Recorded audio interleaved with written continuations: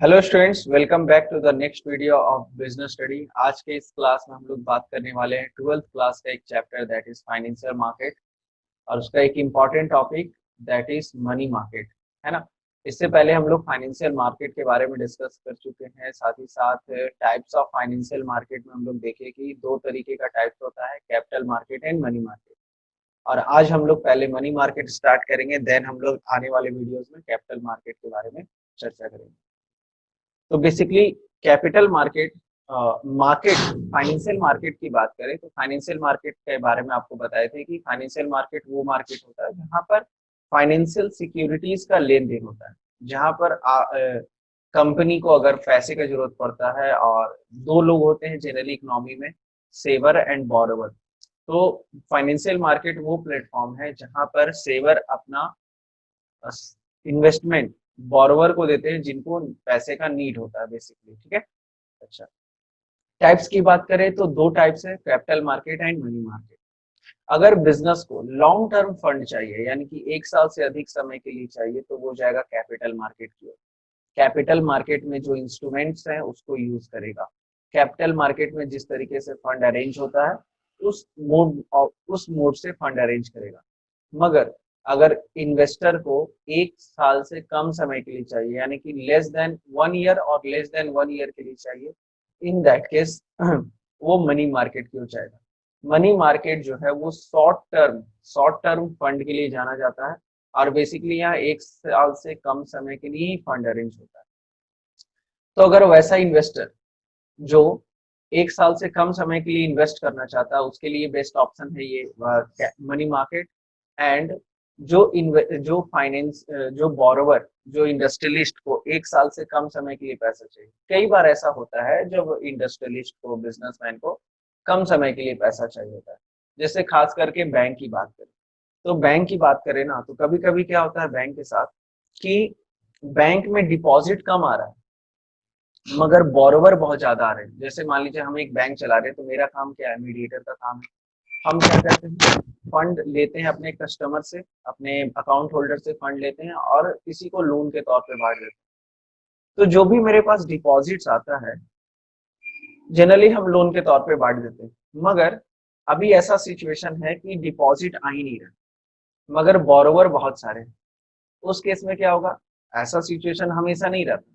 तो उस केस में क्या होगा कि हम शॉर्ट टर्म फंड अरेंज करेंगे मनी मार्केट से। बहुत सारे इक्विपमेंट्स है, बहुत सारे इंस्ट्रूमेंट्स है जिसके थ्रू हम फंड अरेंज कर सकते हैं। तो मनी मार्केट के माध्यम से जो भी मेरे लिए सुटेबल रहेगा वहां से हम फंड अरेंज कर लेंगे।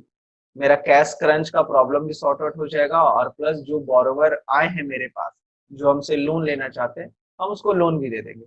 जब जब डिपॉजिटर मेरे अकाउंट में पैसा जमा करेगा तो उस केस में हम लोग, है ना, डिपॉजिटर को डिपॉजिटर का पैसा को यूज करके हम आगे फर्दर काम कर लेंगे। फिर कभी कभी बैंक को सीआरआर मेंटेन करने के लिए भी कभी कभी प्रॉब्लम फेस करना पड़ता है।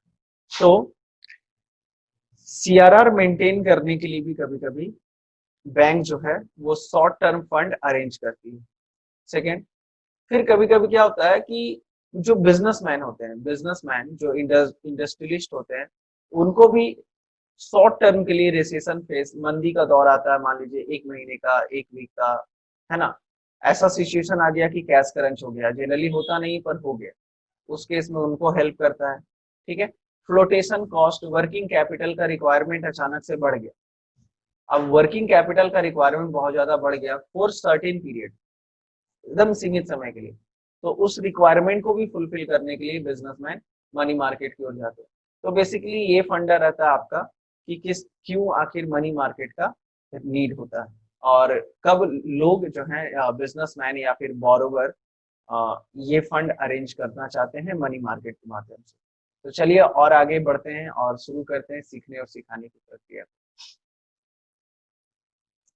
तो आज हम लोग डिस्कस करेंगे डायरेक्ट कहाँ से, मनी मार्केट से। ठीक है।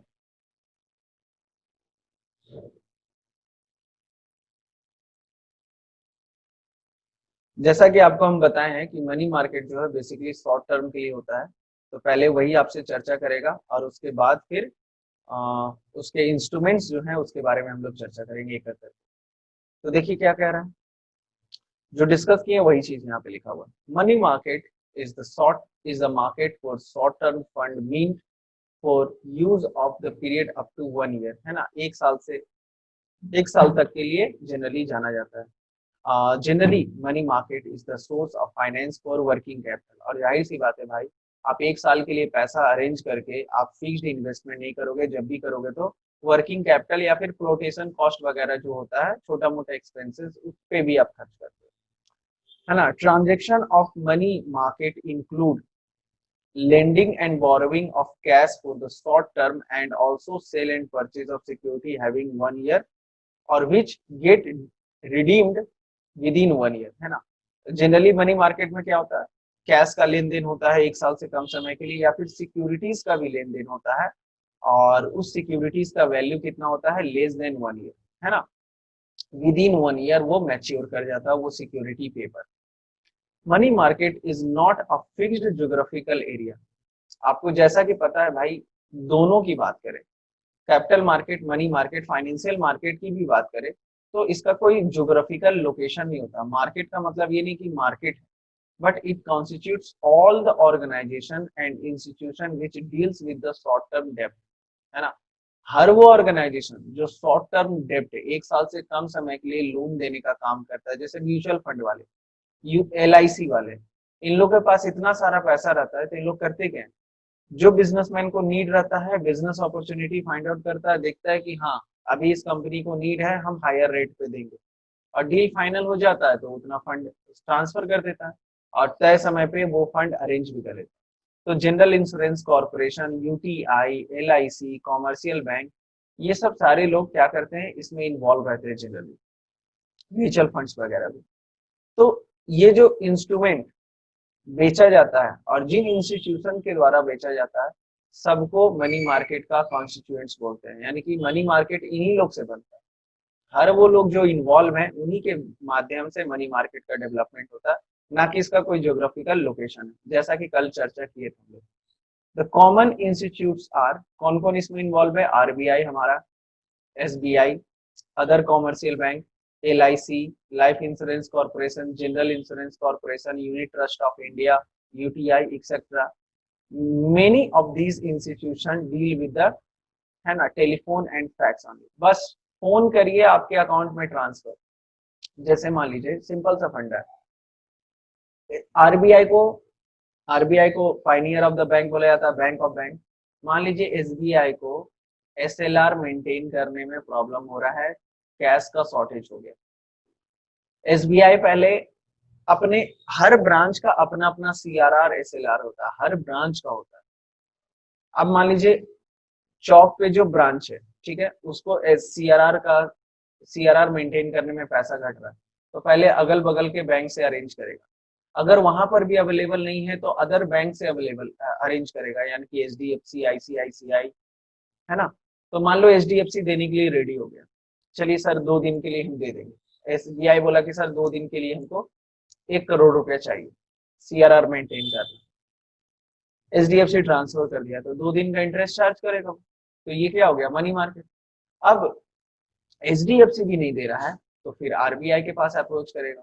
तो बेसिकली ये लोग आपस में भी करते हैं और अदर इंस्टीट्यूशंस के साथ भी डील करते हैं, ठीक है। फीचर क्या है भाई मनी मार्केट का, तो एकदम सिंपल है, शॉर्ट है, जल्दी से कैश रियलाइज हो जाता है, no fixed geographical location, geographical location का कोई बाउंड्री नहीं है।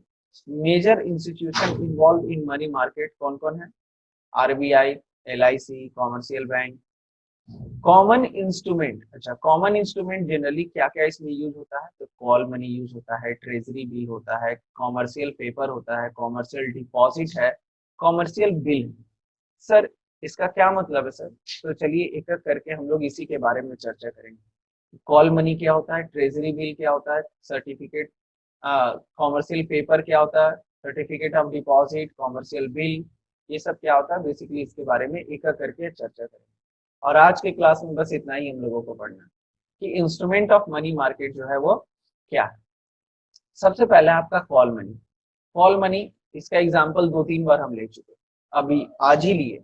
कॉल मनी मतलब क्या, सर कॉल मनी नाम से ही क्लियर है, कॉल करके जो पैसा मंगाया जाए, यानी कि एक बार कॉल किए, फैक्स भेजे, एसबीआई मेन ब्रांच को कैश का शॉर्टेज हुआ, अदर एसबीआई के ब्रांच को वो फैक्स किया, 1 करोड़ रुपया ट्रांसफर, अगर फिजिकल कैश का जरूरत है तो वो भी ट्रांसफर, तुरंत डिलीवरी कर दिया गया।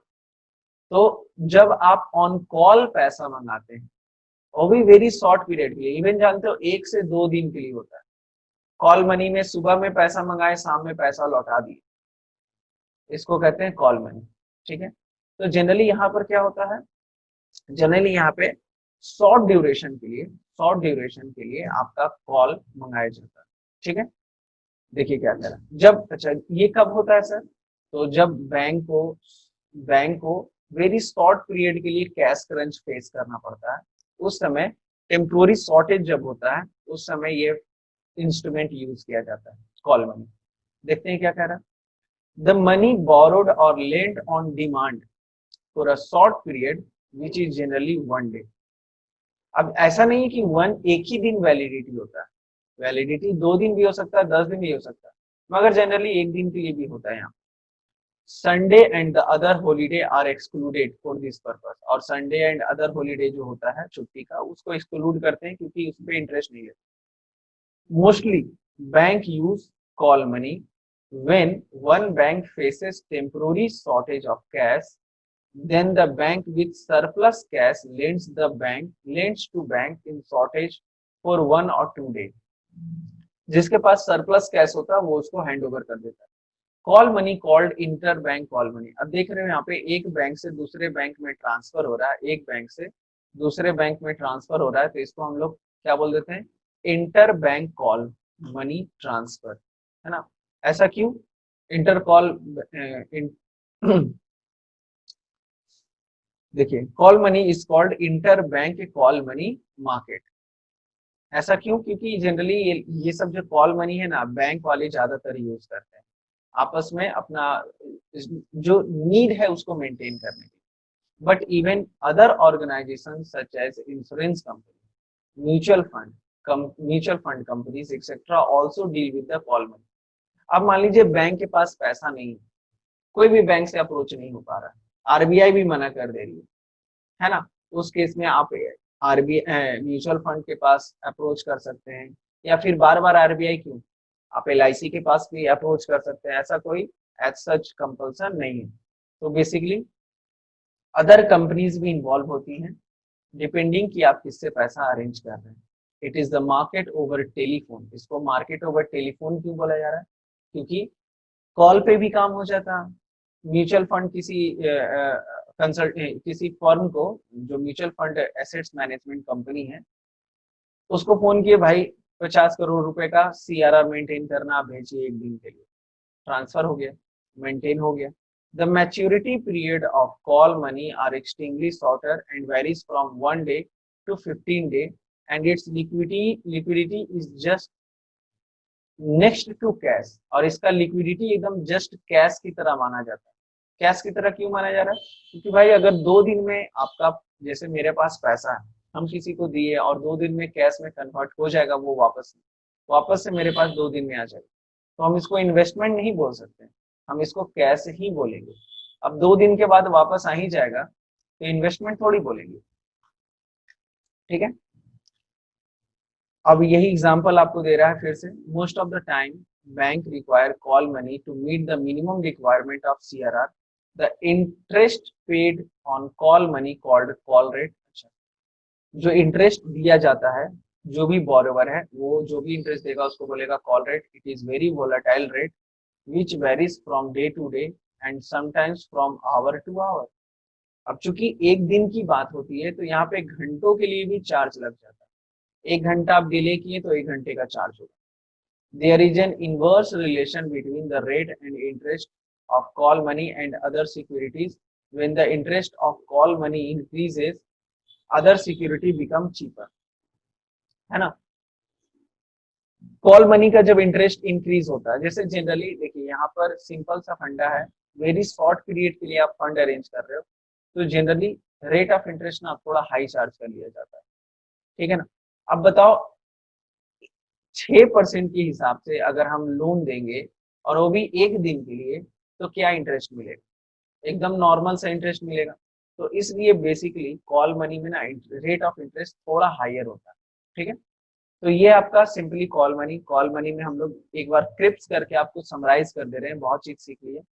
जनरली कॉल मनी जो है वो बैंक आपस में सर्कुलेट करता है, बट अदर इंस्टीट्यूशन भी इन्वॉल्व होते हैं जैसे म्यूचुअल फंड, LIC, GIC वगैरह। ठीक है, जनरली इसका वैलिडिटी 1 से 15 दिन होता है। रेट ऑफ इंटरेस्ट हाई होता है। इसको मार्केट ओवर टेलीफोन भी बोल दिया जाता है। ठीक है, और यहाँ पर इवन आवर का भी इंटरेस्ट चार्ज कर लिया जाता है। ठीक है, बैंक जनरली इसके माध्यम से फंड अरेंज करती है अपने कैश करंज को मीट करने के लिए, या फिर अपने नेसेसरी, है ना, requirement, minimum requirement of SLR CRR जो होता है उसको मेंटेन करने के लिए ये इंस्ट्रूमेंट यूज किया जाता है। बेसिक सा फंडा है, कोई दिक्कत नहीं है, एकदम इजी। ठीक है, आई होप कि आपको ये पॉइंट क्लियर हो। चलिए, कॉमर्शियल पेपर के बाद, सॉरी, कॉल मनी के बाद नेक्स्ट टॉपिक हमारा ट्रेजरी बिल। ट्रेजरी बिल भी बहुत आसान है। यहाँ पर ना हर चीज में ना आपको एक छोटा मोटा पॉइंट याद करना है बस, और कुछ नहीं। ट्रेजरी बिल क्या होता है सर? जनरली ये RBI के द्वारा इशू किया जाता है ऑन बिहाफ ऑफ गवर्नमेंट। आप ऑन बिहाफ ऑफ, जैसे कभी कभी ना गवर्नमेंट को भी शॉर्ट टर्म फंड का जरूरत पड़ता है, तो गवर्नमेंट उस फंड को अरेंज करने के लिए RBI का मदद देती है। RBI क्या करेगा? RBI एक पेपर इशू करेगा, एक बिल इशू करेगा, ट्रेजरी बिल जनरली। और किससे फंड अरेंज करेगा? या तो बैंक से फंड अरेंज करेगा, या तो जनरल आम जनता से फंड अरेंज करेगा। किसके बिहाफ में? गवर्नमेंट के बिहाफ में। यानी कि पैसा किसको चाहिए? गवर्नमेंट को। फेस कौन बना हुआ? RBI, क्योंकि RBI जो है गवर्नमेंट का एक चेहरा ही है, समझ लो, गवर्नमेंट ही है वो। ठीक है, तो अच्छा, खास बात जानते हो क्या होता है कि ये इसमें कोई रेट ऑफ इंटरेस्ट नहीं होता। सर मतलब क्या कोई पैसा फ्री में देगा? नहीं, फ्री में नहीं देगा। इसको हम लोग कहते हैं जीरो कूपन बॉन्ड, या फिर नेकेड बॉन्ड भी इसको बोला जाता है। ठीक है, इसमें होता है क्या, जैसे मान लीजिए गवर्नमेंट जो है 1 लाख रुपए का ट्रेजरी बिल, 1 लाख रुपए का ट्रेजरी बिल बेच रहा है। तो 1 लाख रुपए का अगर ट्रेजरी बिल है तो वो तुमको 80,000 में ही मिल जाएगा। या फिर चलो 1 साल का वैलिडिटी, 1 साल से कम समय का वैलिडिटी है, तो मान लीजिए आपको 90,000 में मिल गया। यानी कि हम गवर्नमेंट को दिए 90,000 और गवर्नमेंट हमको एक बिल दे दिया, ट्रेजरी बिल दे दिया, यानी कि प्रूफ दे दिया कि हाँ फलाना आदमी पैसा इन्वेस्ट किए। उसमें किसी का नाम नहीं लिखा हुआ रहता, बस वो पेपर ही आपका। जैसे नोट कैसे होता है बताओ, 2000 के नोट में तुम्हारा नाम लिखा हुआ है? नहीं, मगर तुम्हारे पास है तो तुम मालिक हो। उसी तरीके से ट्रेजरी बिल में होता है, नाम नहीं लिखा हुआ रहता है। ठीक है, बस RBI को आप पैसा दिए, किसी भी जिस माध्यम से, ऑनलाइन माध्यम से, ऑफलाइन माध्यम से, जो भी, आपको सर्टिफिकेट मिल जाएगा।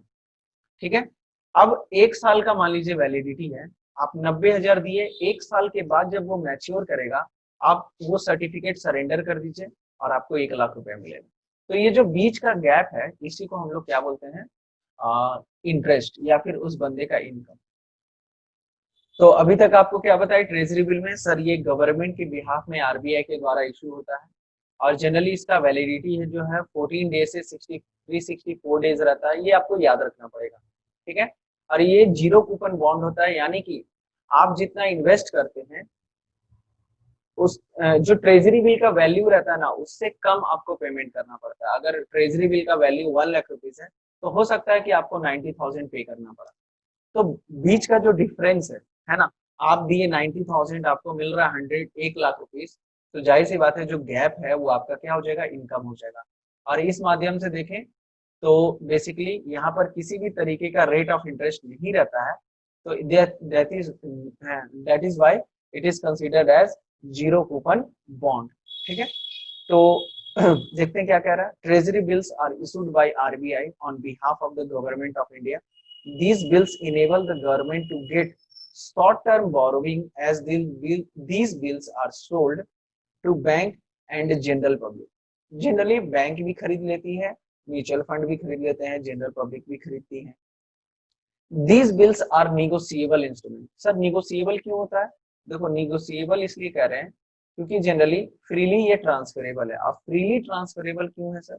जैसे देखो मान लीजिए हम 90,000 रुपया देके खरीद लिए, 90,000 रुपया देके खरीद लिए और इसका मैच्योरिटी वैल्यू है 1 लाख रुपया। 6 महीना अपने पास रखे, फिर हमको पैसे का जरूरत पड़ा तो हम बैंक के पास, आरबीआई के पास नहीं जाएंगे, हम सीधा अपने दोस्त को अप्रोच करेंगे कि देखो भाई एक ट्रेजरी बिल है जो हम 6 महीना पहले खरीदे थे, 95,000 दे दो और तुम 6 महीना के बाद मैच्योर हो जाएगा तो 1 लाख रुपया तुमको मिल जाएगा। बात समझे? तो आराम से ट्रांसफर भी कर सकते हैं और आधा फायदा मेरा हो गया, आधा फायदा उसका हो गया। ठीक है, अगर दोनों एग्री कर गया तो this are issued at discount. इसको डिस्काउंट पे क्यों कहा जा रहा है? क्योंकि 1 लाख का ट्रेजरी बिल आपको कितने में मिल रहा है? 90,000 में मिल रहा है। ठीक है, and these are considered as safest investment and these are issued by RBI. The maturity है ट्रेजरी बिल का 14 to 364 डे, याद रखना पड़ेगा। और नेकेड बॉन्ड भी इसको बोलते हैं, जीरो कूपन बॉन्ड भी बोलते हैं और डिस्काउंटेड बॉन्ड भी बोलते हैं, है ना। Treasury bill also known as zero coupon bond, these are issued at a price lower than their face value, है ना। फेस वैल्यू से कम, फेस वैल्यू 1 लाख रुपीज है तो जनरली वो, है ना, 90,000 में आपको मिल जाएगा। तो उसका एक एग्जांपल दे रहा है, तो चलिए ठीक है। नेक्स्ट है आपका commercial bill. Commercial bill generally क्या होता है, ये आप 11 क्लास में पढ़े हो। कॉमर्शियल बिल क्या होता है? जो बिजनेसमैन ड्रॉ करता है एक बिजनेस के ऊपर, एक बिजनेसमैन दूसरे बिजनेस के लिए ड्रॉ करता है। जैसे मान लीजिए आपने एज अ कस्टमर मेरे पास आए और हमको आपको बिलीव नहीं था तो आप एक कॉमर्शियल पेपर साइन किए और आप पेमेंट कर दिए, सॉरी आप साइन कर दिए जिसका वैलिडिटी जो है ना 90 डे का रहता था। तो 11 में याद है बिल्स ऑफ एक्सचेंज पढ़े थे, है ना, उसी की बात कर रहे हैं यहाँ पे। ठीक है, तो ये भी कुछ यहाँ पर नया नहीं है, एक बिजनेसमैन दूसरे बिजनेसमैन के लिए ड्रॉ करता है, इसका भी वैलिडिटी 90 डे रहता है जनरली। ठीक है, अच्छा खास बात क्या था 11 क्लास में आप पढ़े थे कि इसको बैंक से डिस्काउंट करा लेते थे, याद है, जर्नल एंट्री पास करते थे, बिल डिस्काउंटेड फ्रॉम बैंक। यानी कि आप कह सकते हो कि commercial bank can be discounted from bank, और इसको समझाने की जरूरत आपको नहीं है। तो देखिए क्या कह रहा है, ट्रेड बिल और एकोमोडेशन बिल। अच्छा, इसको ट्रेड बिल भी बोलते हैं और एकोमोडेशन बिल भी बोलते हैं। अब एकोमोडेशन बिल जो है आपके सिलेबस में नहीं था, मगर आपको समझा देते। जैसे मान लीजिए हम बिजनेसमैन हैं और आप भी बिजनेसमैन हैं ठीक है, हम भी बिजनेसमैन है, आप भी बिजनेसमैन है, आप मेरे पास आए, आप कुछ हमसे परचेज किए, आप हमसे कुछ परचेज किए एज अ कस्टमर ही मान लीजिए परचेज किए और आप बिल ड्रॉ कर लिए। तो ये जो बिल बना ये ट्रेड बिल बनेगा। ट्रेड बिल बनेगा क्यों? क्योंकि लेन देन करने के बाद ये बिल बना, कोई ट्रांजेक्शन हुआ उसके बाद। मगर एकोमोडेशन बिल क्या होता है? वो बिल जो म्यूचुअल हेल्प के लिए ड्रॉ किया गया। जैसे मान लीजिए आप मेरे पास आए, बोले अमित सर थोड़ा हमको 50 लाख रुपए का जरूरत है 30 दिन के लिए। हम बोले यार ऐसा तो पैसा तो है नहीं, तो अमित सर आपका तो वैल्यू है बैंक में, आपका थोड़ा कर दीजिए ना। तो हम क्या किए, एक बिल बनाए और बिल बना के हम साइन कर दिए और 30 दिन का वैलिडिटी कर दिए। ठीक है, 30 दिन का वैलिडिटी कर दिए और हम दे दिए अपने जो भी हमसे हेल्प मांगने आया। वो उस बिल को ले जाके बैंक के पास गया, बैंक देखा रही तो अमित जी का साइन किया हुआ, ये तो आराम से इनको पैसा, इनसे तो दिक्कत होगा नहीं। चलो बैंक क्या किया, 50 लाख रुपया उस बिल के बिहाफ में दे दिया। यहाँ पे कोई ट्रांजेक्शन नहीं हो रहा, कोई खरीद बिक्री नहीं हो रहा। बेसिकली उस बंदे को जरूरत था, वो मेरे पास आया, हम 30 दिन का वैलिडिटी का एक बिल बनाए और उसको हैंड ओवर किए, और वो बंदा उस बिल को ले जाके बैंक के पास गया और बैंक से उसको डिस्काउंट करा दिया। अब मान लीजिए 50 लाख के बदले उसको 49 लाख रुपीज ही मिला, 1 लाख रुपया कम मिला, वो डजेंट मैटर, उसकी बात हम लोग नहीं कर रहे। मगर ये इंस्ट्रूमेंट का काम कर रहा है कि नहीं, नेगोशिएबल इंस्ट्रूमेंट का। तो बेसिकली एकोमोडेशन बिल इसी को बोलते हैं। जब आप म्यूचुअल हेल्प के लिए कोई बिल ड्रॉ करते हैं तो उसको क्या बोलते हैं, एकोमोडेशन बिल। ठीक है, ये बिल्स ऑफ एक्सचेंज में हम लोग ऑलरेडी पढ़ भी चुके हैं। तो बेसिकली कॉमर्शियल बिल की बात करें तो कॉमर्शियल बिल क्या होता है, ट्रेड बिल और एकोमोडेशन बिल को बोला जाता है, जो कि एक बिजनेसमैन दूसरे बिजनेसमैन के लिए बनाता है। ट्रेड बिल जो है वो बिजनेस ट्रांजेक्शन को लेके होता है और म्यूचुअल हेल्प के लिए क्या बनता है, एकोमोडेशन बिल।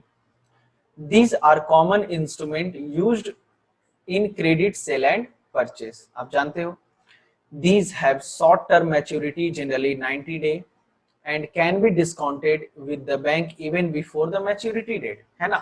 मैच्योरिटी डेट से पहले हम लोग डिस्काउंट भी करा लेते थे और इवन डिसऑनर भी हो जाता था, आपको याद होगा।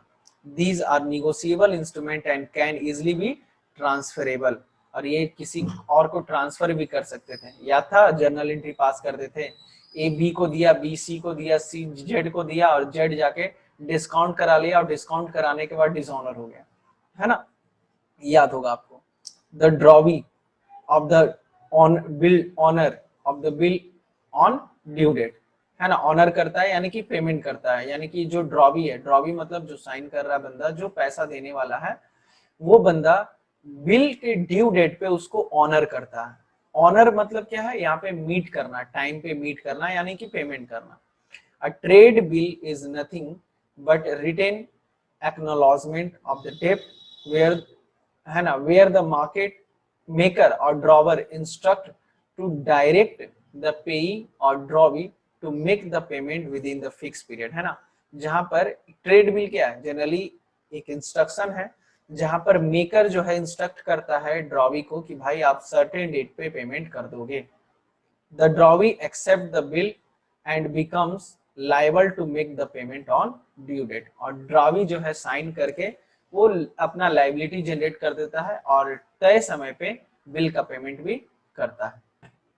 नेक्स्ट इंस्ट्रूमेंट है आज का हमारा कॉमर्शियल पेपर। कॉमर्शियल पेपर भी इजी है।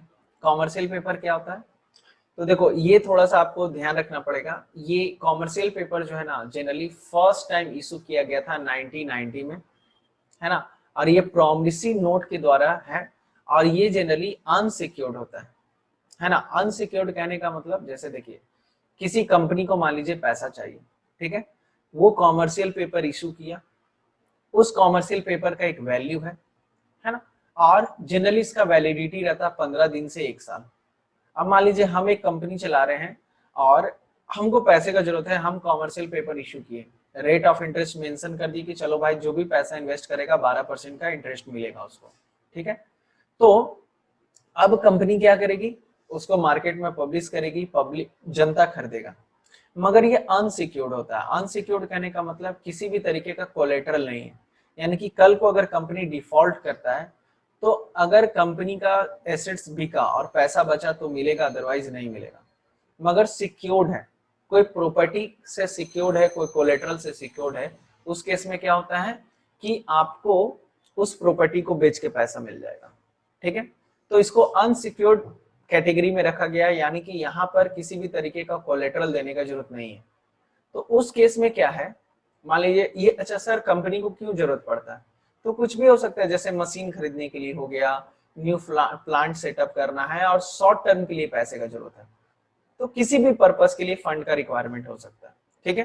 अच्छा, नेक्स्ट बात क्या है यहाँ पे, चूंकि अनसिक्योर्ड है, आप देख रहे हो अनसिक्योर्ड है मतलब किसी भी तरीके का कोलेटरल नहीं मिल रहा, तो इन्वेस्टर तभी इन्वेस्ट करते हैं जब आपकी कंपनी बहुत रेप्यूटेड है।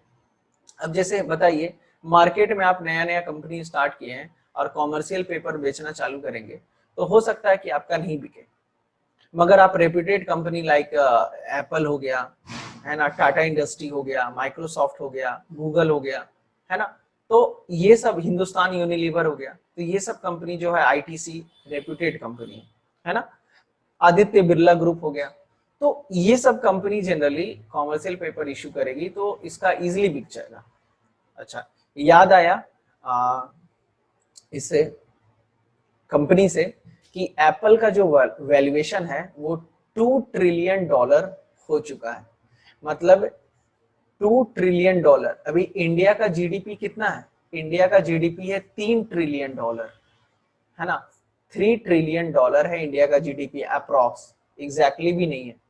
अमेरिका का जीडीपी है आपका 20 ट्रिलियन के आसपास, ठीक है। एक डाटा हम गैदर किए थे, आपको हम बता देते हैं, आपके ग्रुप में हम शेयर भी कर देंगे ये डाटा, चलो बता देते हैं ऐसे। 1 मिनट वेट करना। हाँ,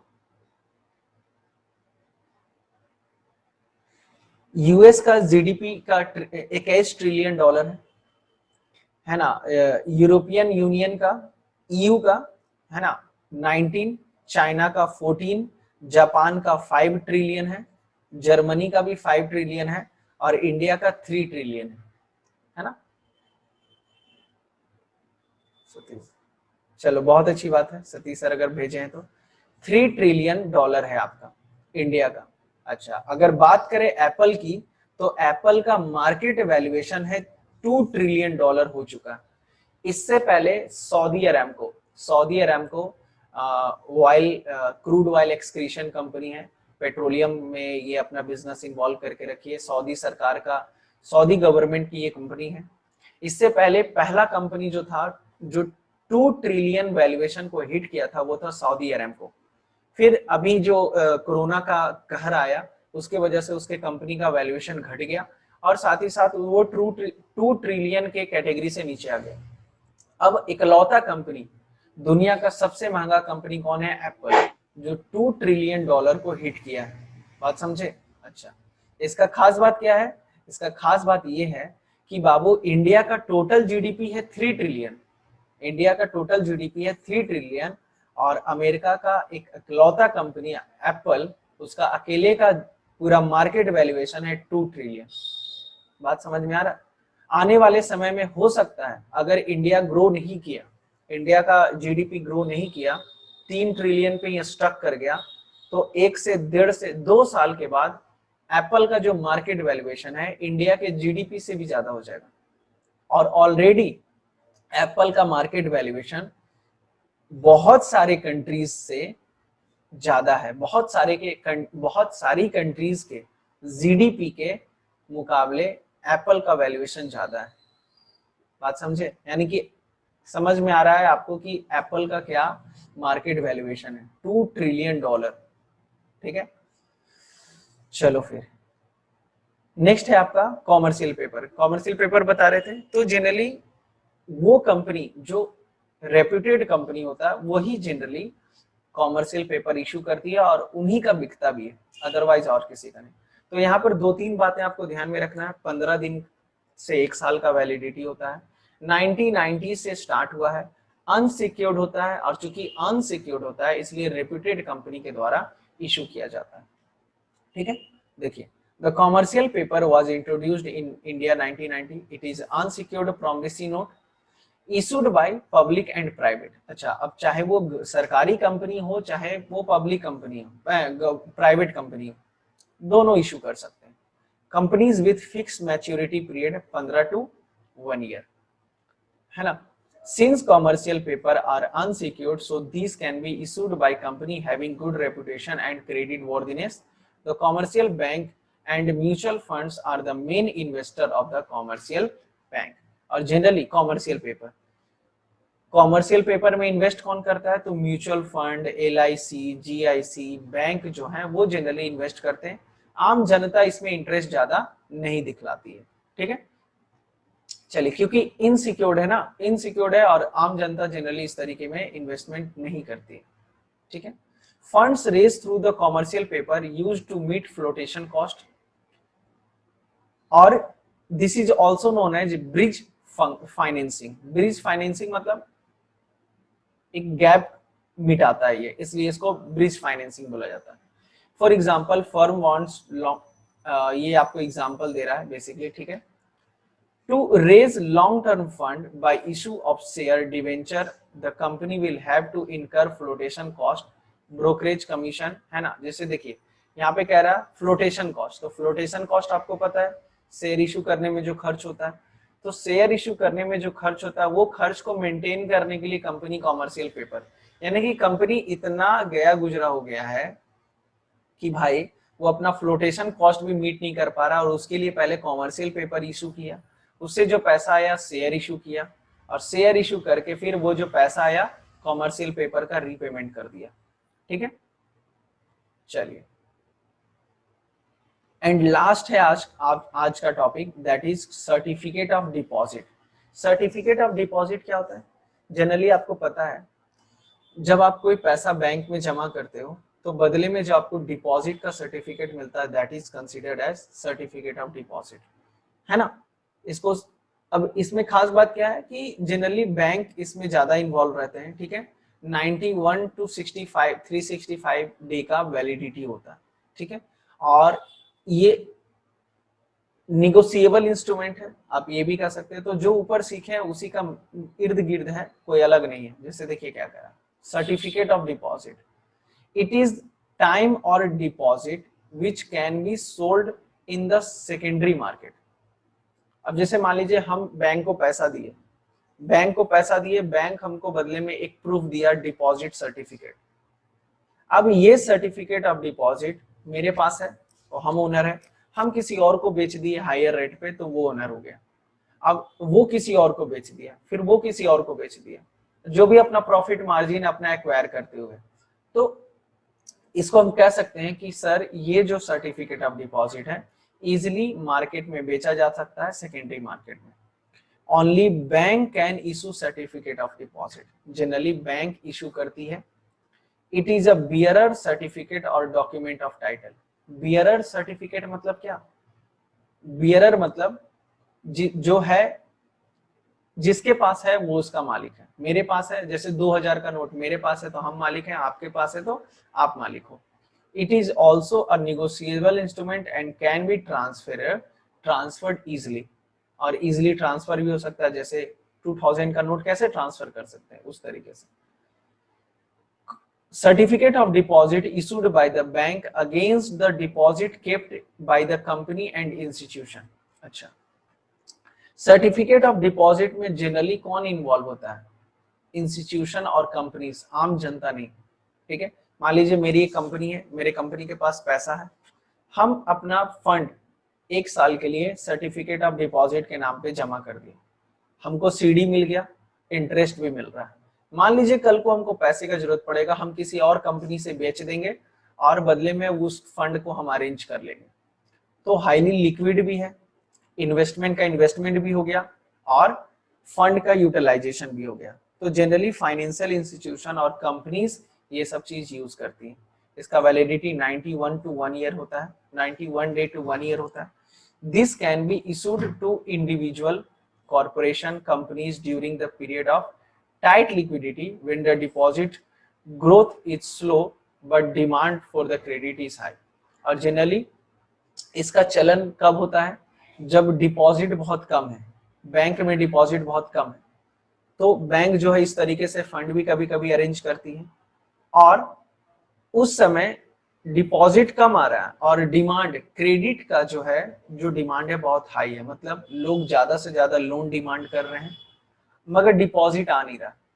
तो सर्टिफिकेट ऑफ डिपॉजिट के नाम पे फंड अरेंज कर लेता है बैंक और उस माध्यम से अपना जो बोरोवर है उसको वो पैसा दे देता है। अब यहाँ पर एक डिफरेंस आपको दिख रहा है, certificate of deposit and fixed deposit के बीच में डिफरेंस। तो देखिए सर्टिफिकेट ऑफ डिपॉजिट जो है, सबसे पहली बात तो एफडी क्या होता है, एफडी क्या होता है, फिक्स्ड डिपॉजिट मतलब मेरे पास कोई पैसा है, ठीक है, हम कंपनी को 5 साल के लिए जमा कर दिए, एक 10 लाख रुपया मेरे पास था, 10 साल के लिए जमा कर दिए, 5 साल के लिए जमा कर दिए, ये हो गया फिक्स्ड डिपॉजिट। तो ये निगोशिएबल नहीं है, ऐसा नहीं कि हम डिपॉजिट किए तो हम कहेंगे भाई हम अब इसको बेच दिए, अब आप इसको पैसा दे दीजिएगा, नहीं, ये फ्रीली निगोशिएबल नहीं होता। मगर सर्टिफिकेट ऑफ डिपॉजिट हम आपको बताएं फ्रीली निगोशिएबल होता है। मतलब मेरे पास है, हम आपको बेच सकते हैं, आप किसी और को बेच सकते हो, मगर एफडी में ऐसा नहीं होता। अगर एफडी मेरे नाम पे है तो मेरे ही नाम पे रहेगा, और अगर डेथ हो जाता है तो मेरा जो नॉमिनी है उसको मिलेगा, अदरवाइज नहीं, है ना। चलिए दूसरा क्या है, सीडी का जो वैलिडिटी है 91 डे से 1 ईयर रहता है, मगर इसका 14 डे टू नो लिमिट, 10 साल 15 साल 20 साल जितना समय के लिए बैंक को आप जमा कर दीजिए, और बैंक के पास जितना लंबा समय के लिए आप जमा करिएगा बैंक के लिए उतना फायदा है। और CDs are issued at a discount on the actual amount deposited held, मगर एफडी में एक्चुअल अमाउंट, जैसे सर्टिफिकेट ऑफ डिपॉजिट में क्या होता है, डिस्काउंटेड रेट पे, यानी कि फेस वैल्यू से कम। जैसे मान लीजिए सर्टिफिकेट ऑफ डिपॉजिट मुझे मिला 1 लाख रुपए का, हम पेमेंट कितना किए हैं, तो 95,000 रुपीज पेमेंट किए, तो ये डिस्काउंटेड रेट पे चलता है, मगर एफडी में ऐसा कुछ नहीं होता। आप जितने का जमा करिएगा उतना ही आपको मिलेगा और मैच्योरिटी के टाइम पे विथ इंटरेस्ट आपको मिल जाएगा। हाँ, गवर्नमेंट फिर टैक्स चार्ज करती है इस पे, है ना, टीडीएस कटता है, टीडीएस उसको बोलते हैं, टीडीएस कटता है। अच्छा, ये आप जनरली देख लीजिएगा, आपका अलग अलग बिल का कैटेगराइजेशन है कि जनरली बैंक कौन इशू करता है, प्राइवेट कंपनी कौन इशू करता है, और गवर्नमेंट एंड सेमी गवर्नमेंट कौन सा इंस्ट्रूमेंट होता है। ठीक है, चलिए इसी के साथ हमारा जो ये मनी मार्केट का कॉन्सेप्ट है क्लियर हुआ। कल हम लोग जब स्टार्ट करेंगे तो इसको एक बार ओवरव्यू भी कर लेंगे ताकि आपको किसी भी तरीके का प्रॉब्लम ना हो। नेक्स्ट क्लास में हम लोग डिस्कस करेंगे कैपिटल मार्केट के बारे में। ठीक है, कैपिटल मार्केट चर्चा करेंगे और इसके इंस्ट्रूमेंट्स के बारे में भी चर्चा करेंगे। तो फिलहाल आज के क्लास में बस इतना ही, मिलते हैं नेक्स्ट क्लास में। Till then, thank you so much.